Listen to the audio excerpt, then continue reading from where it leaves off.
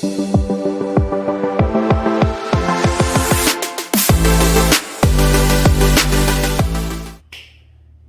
guys, what's up? See the Summit here.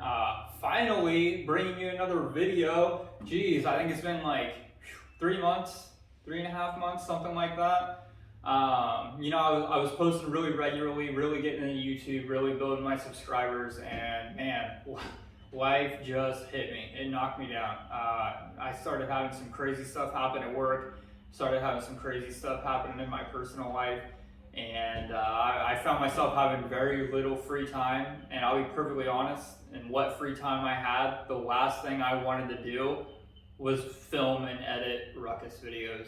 It was just the last thing I wanted to do. So I apologize for that. I hope you guys don't hold that against me. However, I've started having a little bit more free time, and with that free time opening up, thought I'd start to get back into it. So if you're a long-time subscriber, thanks for sticking with me. I've read the comments, I've seen the likes, I appreciate the support. I've been trying to slowly reply to everybody's comment and reach out over the past few days. If you're a new subscriber and this is your first video, or maybe you've only seen a couple of videos, hello, thank you for tuning in. Just real quick, since it has been so long since I've made a video, if you're a long-term subscriber, fast forward a little bit, maybe like 10, 15, 20 seconds. However, if you're new, I make Ruckus videos. I try to target them towards the beginner person, whether that be deciding if a Ruckus is even right for you, or helping you with your first mods, or maybe what not to do first, or your first oil change, or how to break in a Ruckus or a 4-stroke engine in general. That's kind of what I do. All right, now stepping back into that, this video is going to be kind of short and sweet. I just kind of wanted to get my foot back in the door, if you will, and get a video out there after taking a long break. This video, I'm just going to quickly run through some things that I've done off camera during that break, and kind of catch you guys back up with where the Ruckus is at. Last time you guys saw it, it was pretty much stock. I did a video on relocating the turn signals, but other than that turn signal relocation, for the most part, it was bone stock. So we're gonna go over the few things I did, some visual, some performance, and I'll tell you guys about some of the mods I'm gonna be doing later. All right guys, so we're just gonna do a quick walk around here. So starting with the front, I did a TRS billet aluminum stem with 7/8 pit bike handlebars. They're actually pit bike motocross handlebars. I kept all the factory controls, swapped them over, and I went with a speedometer delete.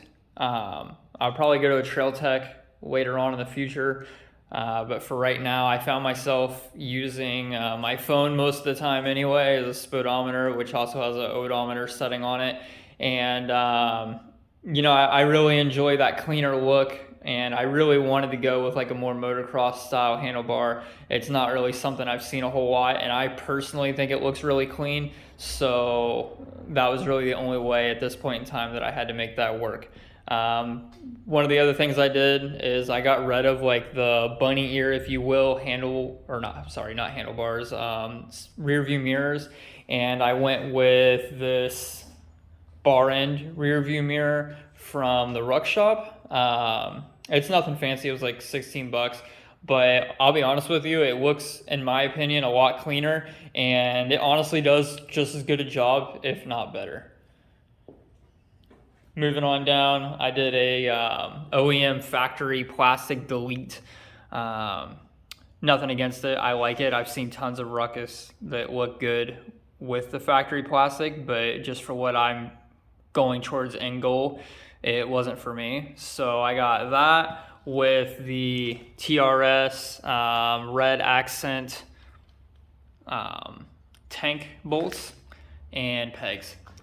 And moving on, I actually went with a 6-speed eBay low seat frame. I looked around a lot trying to find a seat frame that kind of got the style and the look that I wanted.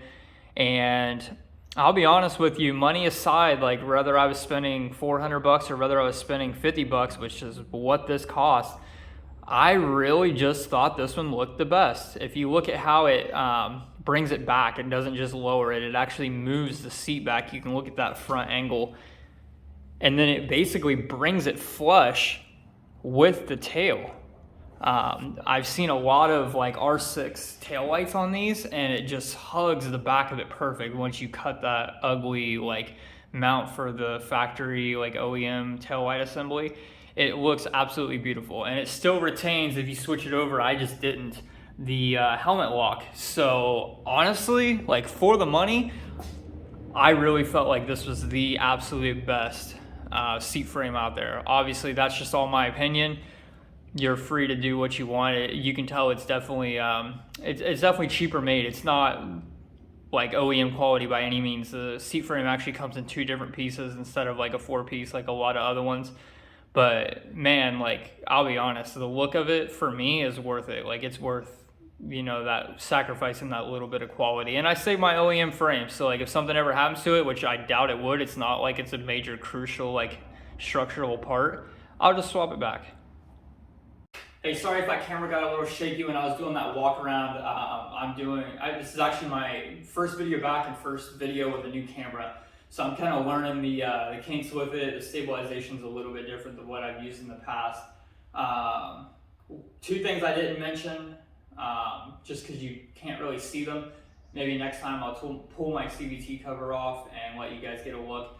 I'm running a NCY variator with an NCY drive face, and I'm currently running 5-gram sliders. With those 5-gram sliders, I've been hitting like 42 reliably, and with a top speed of 46. So not perfect, but seeing as how those are the only mods performance-wise I've done, I think that's pretty respectable.